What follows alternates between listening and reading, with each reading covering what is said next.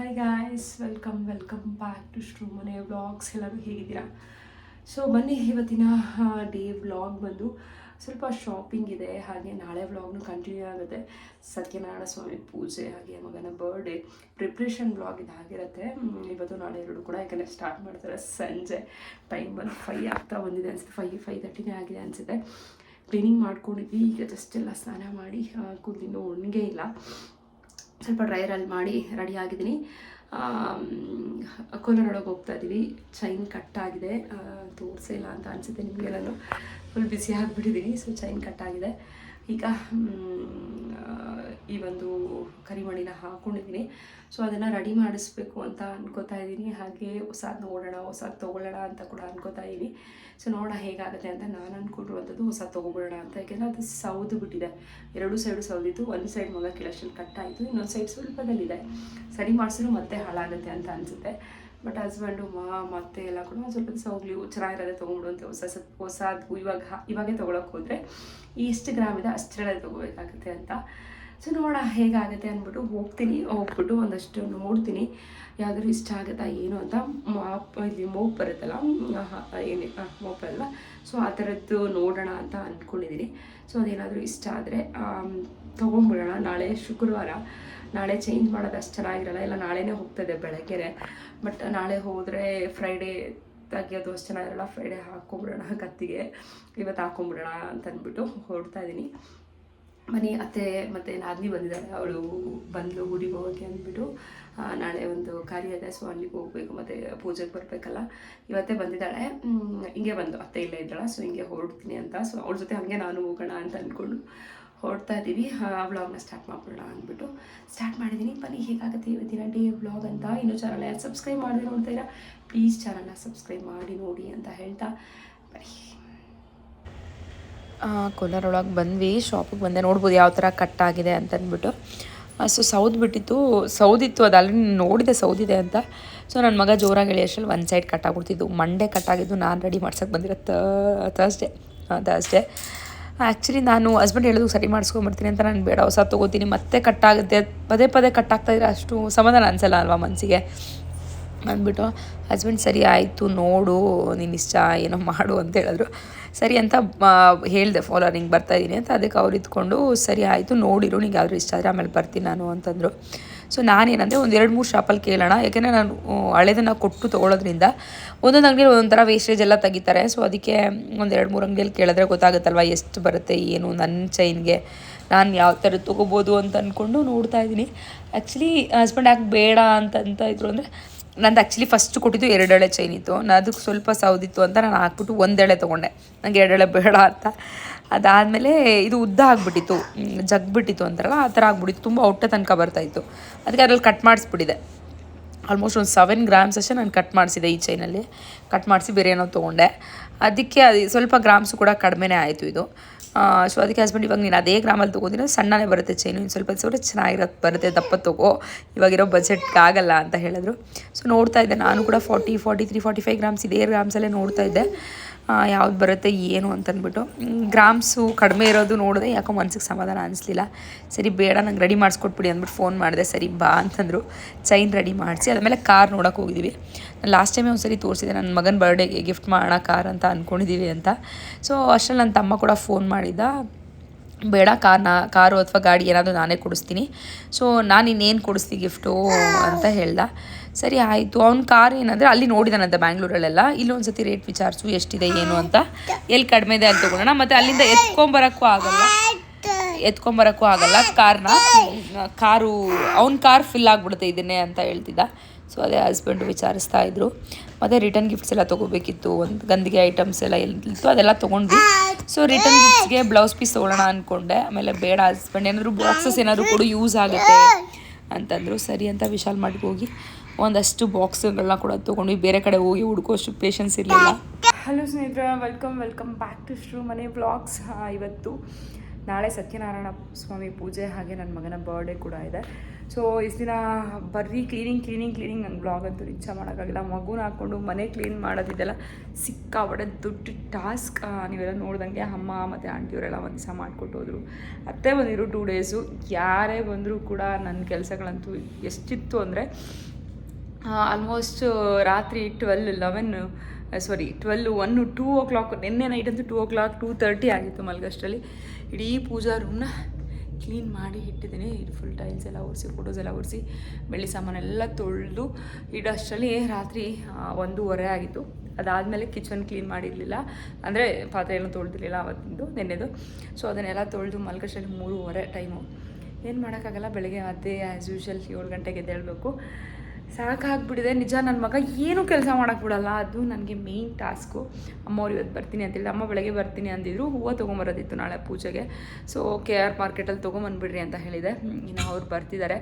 So ಎಲ್ಲ ಕೆಲಸ ಮುಗಿಸಿದ್ದೀನಿ almost. ಅತ್ತೆ ಕೂಡ 2 ಡೇಸಿಂದ ಬಂದಿದ್ರು. ಇವತ್ತು ಒಂದು ಕಾರ್ಯ ಇದೆ, ಅಂದರೆ ತಿಥಿ ಇದೆ, ತೀರ್ಕೊಂಡಿದ್ರು ಯಾರೋ. ಸೊ ಅವ್ರದ್ದು ತಿಥಿ ಇದೆ. ಸೊ ಅಲ್ಲಿ ಹೋಗಿದ್ದಾರೆ, ಸಂಜೆ ಬರ್ತೀನಿ ಅಂತ ಹೇಳಿದ್ದಾರೆ. ಇವತ್ತು ಆಂಟಿ ಅಮ್ಮ ಎಲ್ಲ ಬರ್ತಾ ಇದ್ದಾರೆ. ಕೆಲಸ ಎಲ್ಲ ಮುಗಿಸಿದ್ದೀನಿ. ಇನ್ನೇನು ಕೆಲಸ ಇಲ್ಲ.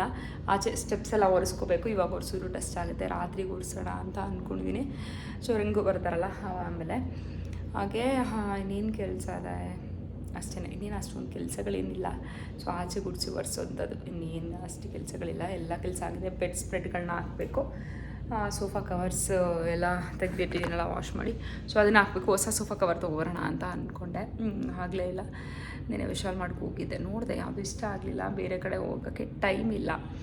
ಊಟ ಮಾಡಿಲ್ಲ ಇನ್ನೂ, ಟೈಮ್ ಬಂದು 3:30 ಆಗಿದೆ. ನನ್ನ ಮಗ ಮಲಗಿದ್ದಾನೆ. ಈಗ ಊಟ ಮಾಡಿ ದೇವ್ರ ಮನೆ ಕೆಲಸನ ಮಾಡ್ಕೋತೀನಿ. ದೇವ್ರ ಕುಂಕುಮ ಎಲ್ಲ ಇಟ್ಟು ಅದನ್ನೆಲ್ಲ ರೆಡಿ ಮಾಡ್ಕೋತೀನಿ. ಸೊ ಬನ್ನಿ ಇವತ್ತಿನ ಡೇ ವ್ಲಾಗ್, ಪ್ರಿಪ್ರೇಷನ್ ವ್ಲಾಗ್ ಹೇಗಾಗುತ್ತೆ ಏನು ಅಂತ ನೋಡೋಣ. ಚಾನಲ್ ಯಾರು ಸಬ್ಸ್ಕ್ರೈಬ್ ಮಾಡದೆ ನೋಡ್ತಾರಾ, ಪ್ಲೀಸ್ ಚಾನಲ್ನ ಸಬ್ಸ್ಕ್ರೈಬ್ ಮಾಡಿ ನೋಡಿ.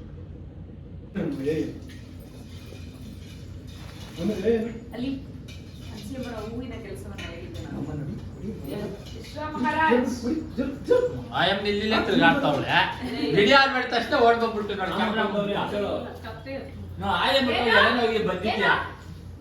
ಹೇಳಮ್ಮ, ಮಾಮ ಬಂದವನೇನು? ಮಾಮ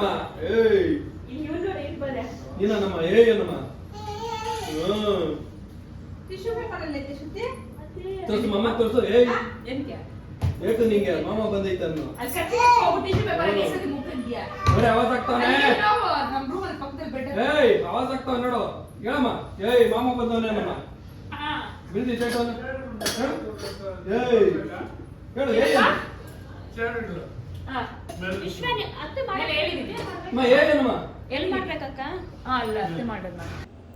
ಅಮ್ಮ ಅವರು ಬಂದರು. ಸೊ ಅಷ್ಟರಲ್ಲಿ ಟೇಬಲ್ಸು, ಚೇರು ಇದೆಲ್ಲ ಕೂಡ ಬಂತು. ಸೊ ಮೇಲೆ ಹಾಕ್ಬಿಡಿ ಅಂತ ಹೇಳ್ತಾ ಇದ್ದೆ. ಆ ಸ್ವಾಮಿಗಳು ಕೂಡ ಒಂದಷ್ಟು ಟೇಬಲ್ಸ್ ಎಲ್ಲ ಹೇಳ್ತಾರಲ್ಲ ದೇವ್ರನ್ನ ಕೂರ್ಸೋಕ್ಕೆಲ್ಲ. ಸೊ ಅದನ್ನೆಲ್ಲ ಇಟ್ಕೊಂಡು ಮೇಲೆ ಟೇಬಲ್ಸು, ಚೇರ್ಸ್ ಎಲ್ಲ ಹಾಕ್ಸಿದಾದ್ಮೇಲೆ ಅಮ್ಮವ್ರು ತಂದಿದ್ರಲ್ಲ ಹೂವು, ಅದನ್ನೆಲ್ಲ ಕೂಡ ಒಂದು ಬೆಡ್ಶೀಟ್ನ ತೇವ ಮಾಡಿಬಿಟ್ಟು ಅದ್ರ ಮೇಲೆ ಹಾಕಿ ಇಟ್ಬಿಡೋಣ ಅಂತ. KR ಮಾರ್ಕೆಟಲ್ಲಿ ಸಿಕ್ಕಾಬಡೆ ರಶ್ ಇತ್ತಂತೆ. ಅಮ್ಮ ಅದು ಹೇಳ್ತಾರೆ, ಬೆಳಗ್ಗೆ ಹೆಂಗೆ ಬರ್ತಾರೋ ಜನ, ಎಷ್ಟು ರಶ್ ಇತ್ತು ಮಾರ್ಕೆಟು ಅಂತ. ತುಂಬ ಫ್ರೆಶ್ ಆಗಿತ್ತು ಹೂವು ಅಂತೂ, ಸಿಕ್ಕಾಬಟ್ಟೆ ಫ್ರೆಶ್ ಆಗಿತ್ತು. ನನಗೆ KR ಮಾರ್ಕೆಟಲ್ಲಿ ಸಿಗೋ ಹೂವು ಸಿಕ್ಕಾಬಟ್ಟೆ ಇಷ್ಟ ಆಗುತ್ತೆ. ಈ ಥರ ದಿಂಡುಗಳು ಸಿಗೋದಿಲ್ಲ ನಮ್ಮ ಕೋಲಾರಲ್ಲಿರ್ಬೋದು. KR ಮಾರ್ಕೆಟ್ಗೆ ಹೋಗಿದ್ವಿ ನಾವು ತುಂಬ ಸತಿ. ಅಲ್ಲೂ ಈ ಥರ ದಿಂಡುಗಳು ಸಿಗೋಲ್ಲ, ಎಲ್ಲ ಕಟ್ಟಿರೋ ಅಂಥದ್ದು ಸಿಗುತ್ತೆ, ಅಥವಾ ಕೋಸಿರೋದು ಈ ಥರ ಇರೋಲ್ಲ, ಅದು ಬೇರೆ ಥರನೇ ಬರುತ್ತೆ KR ಮಾರ್ಕೆಟಲ್ಲೆಲ್ಲ. ಸೊ ಸಿಟಿ ಮಾರ್ಕೆಟ್ಗೆ ಹೋದರೆ ಮಾತ್ರ ಈ ಥರ ಫ್ರೆಶ್ ಆಗಿರೋ ಹೂವು ಸಿಗುತ್ತೆ. ಸ್ವಾಮಿ ಬರ್ಕೊಟ್ಟಿದ್ದಷ್ಟು ಹೂಗಳನ್ನು ತೊಗೊಂಬಂದಿದ್ರು. ಎಲ್ಲದನ್ನು ಕೂಡ ತೇವ ಮಾಡಿ ಇಟ್ಬಿಡ್ತೀವಿ. ಇನ್ನು ನಾಳೆ ಬೆಳಗ್ಗೆ ತನಕ ಇರಬೇಕಲ್ಲ, ಅದಕ್ಕೆ. ಸೊ ಅವರು ಕೂಡ ನೀರು ಹಾಕಿರ್ತಾರೆ, ನಾವು ಕೂಡ ಒಂದು ತೇವ ಬಟ್ಟೆಯಲ್ಲಿ ಹಾಕ್ಬಿಟ್ಟು, ಸೊ ಅದ್ರ ಈ ಥರ ಒಂದು ರೂಮಲ್ಲಿ ಹಾಕ್ಬಿಟ್ಟು ಕಿಟಕಿ ಎಲ್ಲ ತೆಗೆದುಬಿಟ್ರೆ ಚೆನ್ನಾಗಿ ಹಂಗೆ ಇರುತ್ತೆ ಫ್ರೆಶ್ಶಾಗಿ. ತೋಮಾಲೆ ಕೂಡ ಹೇಳಿದ್ದೆ, 2 ದೇವ್ರ ಮನೆಗೊಂದು ಆಚೆಗೊಂದು. ನನಗೆ ಮೇಯ್ನ್ ನಮ್ಮ ಮನೆಗೆ ಪೂಜೆ ಅಂತಂದರೆ ತೋಮಾಲೆ ಹಾಕ್ಬಿಡ್ಬೇಕು. ನಂಗೆ ಸಿಕ್ಕಾಪಟ್ಟೆ ಇಷ್ಟ. ಈ ಹಬ್ಬಗಳಲ್ಲಿ ಅದು ಮನೆಗೆ ಒಂಥರ ಲಕ್ಷಣ ಕೊಡುತ್ತೆ, ಏನೋ ಒಂಥರ ಪೂಜೆ ವೈಬ್ಸೇ ಚೇಂಜ್ ಆಗುತ್ತೆ ಅಂತ ನನಗೆ ಅನಿಸುತ್ತೆ ಮನೆಗೆ ತೋಮಾಲೆ ಹಾಕೋದ್ರಿಂದ. ಸೊ ಅಂತಮೆಲ್ಲ ಊಟ ಮಾಡ್ತಾರೆ. ಊಟ ಮಾಡ್ಕೊಂಬಂದಿರು, ಅವನು ತಿಂದಿರ್ಲಿಲ್ವಂತೆ. ಸೊ ಚಿತ್ರಾನ್ನ ಹಾಕ್ಕೊಟ್ಟೆ, ತಿಂತಾ ಇದ್ದಾನೆ. ಹೂವು ಅಂತೂ ಎಷ್ಟು ಫ್ರೆಶ್ ಆಗಿದೆ ನೋಡಿ. ಈ ಥರ ಇದು ಅಷ್ಟೇ. ಆ್ಯಕ್ಚುಲಿ ಇದರಲ್ಲಿ ಇನ್ನೊಂದು ಡಿಸೈನ್ ತೋರಿಸಿದ್ದ ನಮ್ಮ ವಿಶ್ವ, ಅದು ತೊಗೊಂಬಂದೆ. ನಮ್ಮಮ್ಮ ಏನಕ್ಕೆ ಅಷ್ಟು ಕಾಸ್ಟ್ಲಿ, ಸುಮ್ಮನೆ ಬೇಡ ಅಂತ ಇದನ್ನು ತೊಗೊಂಬಂದಿದ್ದಾರೆ. ಇದಕ್ಕೆ 300 ರೂಪೀಸಾ 400 ರೂಪೀಸಾ ಹೇಳಿದ್ರು. ಅದು ನಮ್ಮನ ಕೈಲಿದೆ ಅದು ತುಂಬ ಚೆನ್ನಾಗಿ ಕಾಣಿಸ್ತಾ ಇತ್ತು ದೇವ್ರ ಮನೆಗೆ ಹಾಕಿದಾಗ. ಮತ್ತು ಇದಕ್ಕೆ ಮೈನ್ ಡೋರ್ಗೆ ಹಾಕ್ದಾಗ ತುಂಬ ಚೆನ್ನಾಗಂತ ಅನಿಸ್ತು. ನಾನು ಮೊಣೆಗಳಿರ್ಬೋದು, ದೇವರಿಗೆ ಸ್ವಾಮಿಗಳಿಗೆ ಏನು ನಾಳೆ ಪೂಜೆಗೆ ಬರುತ್ತಲ್ಲ ಅದನ್ನೆಲ್ಲ ಕೂಡ ರೆಡಿ ಮಾಡಿ ಇಟ್ಬಿಟ್ಟಿದೆ. ಅವತ್ತಿಗೆ ಏನು ಕೂಡ ಅರ್ಜೆಂಟ್ ಆಗಬಾರ್ದು ಅಂತ. ಎಷ್ಟೇ ರೆಡಿ ಮಾಡ್ಕೊಂಡು ಇಟ್ಕೊಂಡಿರಿ ಅರ್ಜೆಂಟ್ ಆಗೇ ಆಗುತ್ತೆ.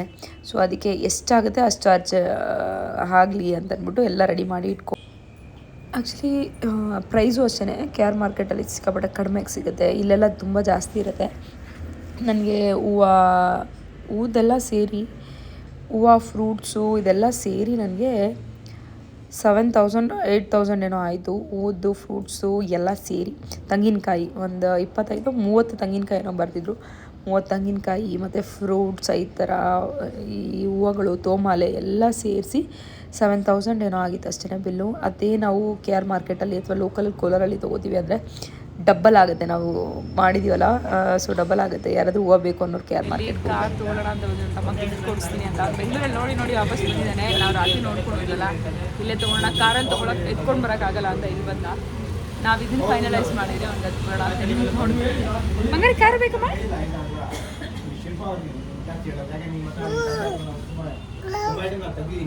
ಆಗಿತ್ತಮ್ಮ, ನೀವೇ ನೋಡ್ರಿ ಏನೋ. ಇದೇನು ಆಪ್ಷನ್ಸ್ ಇದೆ ಜಾಸ್ತಿ ಇದೆ? ಆಪ್ಷನ್ಸ್ ಅಲ್ಲ, ವೆಯ್ಟು ತುಂಬ ಹೆವಿ ಸರ್, ಮತ್ತು ಕ್ವಾಲಿಟಿ ತುಂಬ ಚೆನ್ನಾಗಿದೆ. ಎಲ್ಲ ಇರ್ತದೆ, ಫ್ರೆಂಡ್ ಡ್ರೈವ್ ಎಲ್ಲ ನೀನೇ ಕುತ್ಕೊಬೋದು. 70 ಫೈನಲ್ ಆಗಿ ಈ ಕಾರನ್ನು ಸೆಲೆಕ್ಟ್ ಮಾಡಿದ್ದಾನೆ ಅಭಿಲಾಷ್. ಗುಂಡಣ ಇಲ್ಲಿ ಕಾರು ಗಿಫ್ಟ್ ಕೊಟ್ರು ಮಾಮ ನಿಂಗೆ. ಇಲ್ಲಿ ಕಾರು ನೀನು ಗಿಫ್ಟ್ ಬಂದಿದೆ, ಅಲ್ಲಿ ಕಾಸು ಕೊಡ್ಬೇಕು ಇವಾಗ. ಹಾಗೆ ಅಂತಮ್ಮ ಅವನ್ನ ನಾನು ಸೆಲೆಕ್ಟ್ ಮಾಡಿದ ಕಾರ್ನ ಒಪ್ಪಲೇ ಇಲ್ಲ. ಬೇಡ, ಇದ್ದೇ ಕಾರ್ ಬೇಕು ಅಂದ್ಬಿಟ್ಟು ಇದನ್ನು ತೊಗೊಂಡು ಬಂದ. ಸೊ ಹಾಗೆ ನಾನು ದೇವ್ರು ಉಡ್ಸೋಕ್ಕೆ ಸೀರೆನೇ ಮರ್ತು ಬಿಟ್ಟಿದ್ದೀನಿ. ಈ ಸತಿ ಸೀರೆ ತೊಗೋಬೇಕಿತ್ತು ಅಂದ್ಬಿಟ್ಟು ಹಾಗೆ ನಾನು ಅಮ್ಮ ಹೋಗಿ ಸೀರೆ ತೊಗೊಂಡು ಬಂದ್ವಿ. ಈ ಕಾರ್ ಒಂದೇ ನನ್ನ ತಮ್ಮನ ಕಾರ್ ಫಿಲ್ ಆಗೋಯ್ತು ಅಂತ ಹೇಳ್ಬೋದು. ನಾನು ಅಮ್ಮ ಆಟೋಲ್ಲಿ ಬಂದ್ವಿ. ಅಷ್ಟರಲ್ಲಿ ಇಂದು ಮತ್ತು ನಮ್ಮ ಆಂಟಿ ಇಬ್ಬರು ಕೂಡ ಸೊಪ್ಪಿನ ಸಾರು, ಅನ್ನ, ಮುದ್ದೆ ಎಲ್ಲ ಮಾಡಿಟ್ಟಿದ್ರು. ಎಲ್ಲ ಆದಮೇಲೆ ಕೈ ಕಾಲು ತೊಳೆದು ದೇವರಿಗೆ ಬಟ್ಟೆಲ್ಲ ಇಡ್ತಾಯಿದ್ರು ಅಮ್ಮ, ಆಂಟಿ ಮತ್ತು ಇಂದು. ಸೊ ನಾನು ಕೂಡ ಜಾಯ್ನ್ ಆಗಿ ದೇವ್ರಿಗೆ ಅರಿಶಿನ ಕುಂಕುಮ ಇಟ್ಬಿಟ್ಟು ಕೆಳಗಡೆ ಸ್ಟೆಪ್ಸ್ ಅದು ತೊಳ್ಕೊಂಡು ರಂಗೋಲಿ ಹಾಕೊಳ್ಳೋ ಅಂಥದ್ದು ಇಷ್ಟೇ ಕೆಲಸ. ತಾಂಬೂಲ ಕವರ್ ಪ್ಯಾಕ್ ಮಾಡಬೇಕು, ಇನ್ನೆಲ್ಲ ಆದಷ್ಟು ಎಷ್ಟಾಗುತ್ತೆ ಅಷ್ಟು ಮಾಡಿಬಿಡ್ಬೇಕು ಅಂತ ಮುಗಿಸಿದೆ. ಅವತ್ತು ಹಿಂದಿನ ದಿವಸ ಕೆಲಸ ಇಟ್ಕೊಂಡ್ರೆ ಏನಾಗುತ್ತೆ ಗೊತ್ತಾ, ಕೈ ಕಾಲು ಆಡೋಲ್ಲ, ಹಂಗಾಗ್ಬಿಡುತ್ತೆ. ಅದಕ್ಕೆ ಸೊ ನೋಡ್ಬೋದು ಈಗ ಬೆಳ್ಳಿ ಸಾಮಾನಿಗೆಲ್ಲ ಅರಿಶಿನ ಕುಂಕುಮ ಇಟ್ಟು ಇದೊಂದಷ್ಟು ಐಟಮ್ಸ್ ಪಾರ್ಸೆಲ್ ಬಂದಿತ್ತು. ಏನೆಲ್ಲ ಗಿಫ್ಟ್ಸ್ ಬರ್ತ್ಡೇ ಗಿಫ್ಟ್ಸ್ ಎಲ್ಲ. ಸೊ ಅದನ್ನೆಲ್ಲ ಓಪನ್ ಮಾಡಿಕೊಂಡು ಕೂತಿದ್ದ ನನ್ನ ಮಗ, ತಮ್ಮ ಎಲ್ಲ.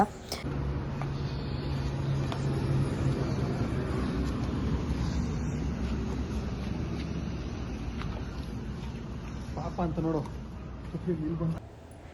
ಕೆಳಗಡೆ ಆಂಟಿ ಮತ್ತು ಅಮ್ಮ ರಂಗೋಲಿ ಹಾಕ್ತಿದ್ರು, ಮೇಲೆ ನಾನು ರಂಗೋಲಿ ಹಾಕೋತಿದ್ದೆ ಹೊಸ್ಲಿಗೆ ಮತ್ತು ತುಳಸಿ ಗಿಡಕ್ಕೆ. ಸೊ ಎಲ್ಲ ಕ್ಲೀನಿಂಗ್ ಆಗಿತ್ತು. ಸೊ ಇನ್ನೊಂದು ಟೆನ್ಷನ್ ಏನಂದರೆ ನನಗೆ ಏನಪ್ಪ ಆಯಿತು ಪುಚ್ ನನ್ನ ಮಗ ನೋಡಿ ವಾಯ್ಸ್ ಅವ್ರು ಕೊಡಬೇಕಾದ್ರೇ ಬರ್ತಾನೆ ತರಲೆ ಮಾಡೋಕ್ಕೆ. ಬ್ಲೌಸ್ ಕೊಟ್ಟಿಲ್ಲ ಮೇಯ್ನಾಗಿ. ನಾನು ಲಾಸ್ಟ್ ವೀಡಿಯೋಲ್ಲಿ ತೋರಿಸಿದ್ದೆಲ್ಲ ಸ್ಟಿಚಿಗೆ ಕೊಟ್ಟಿದ್ದೀನಿ ಅಂತ. ಇವತ್ತು ಸಂಜೆ 5 ಕೊಡ್ತೀನಿ ಅಂತ, 8 ಕೊಡ್ತೀನಿ ಅಂತ, 6 ಕೊಡ್ತೀನಿ ಅಂತ 11 ಗಂಟೆ ಆಯಿತು, ಕೊಡಲೇ ಇಲ್ಲ. ಸೊ ಸರಿ 11 ಗಂಟೆಗೆ ಫೋನ್ ಮಾಡಿದ್ರೆ ಬೆಳಿಗ್ಗೆ 6 ಗಂಟೆಗೆ ಕೊಡ್ತೀನಿ, 9 ಗಂಟೆಗೆ ಕೊಡ್ತೀನಿ ಅಂತ ಹೇಳ್ತಾ ಇದ್ದಾನೆ.